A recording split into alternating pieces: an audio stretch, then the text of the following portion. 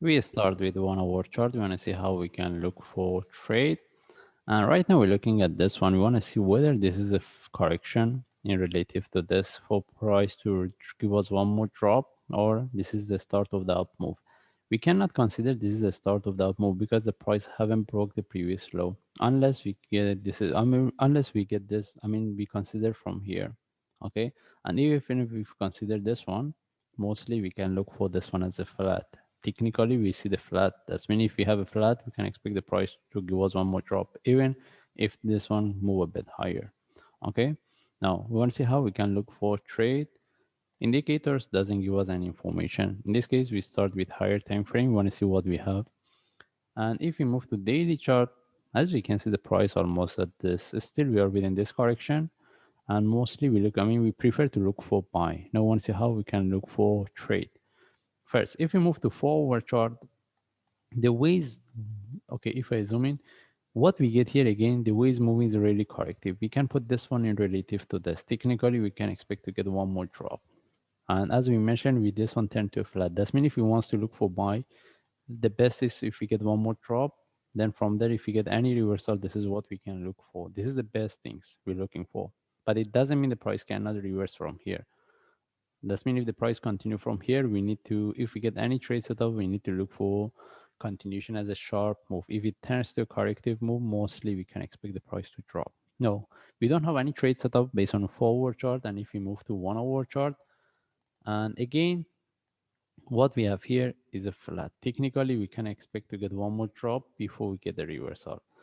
Okay, can we look at this one as a correction to look for buying? Even if he wants to look for buy from here, the best thing is if this one turn to a deeper move, at least similar to what we have here, to look for flat as a 1 2 3 for one move up. Because if we want to look for buy from here, the only way is to put our entry above here, which just depends on the trader. It doesn't mean we cannot get a trade, but it's really risky because simply the price can take and drop.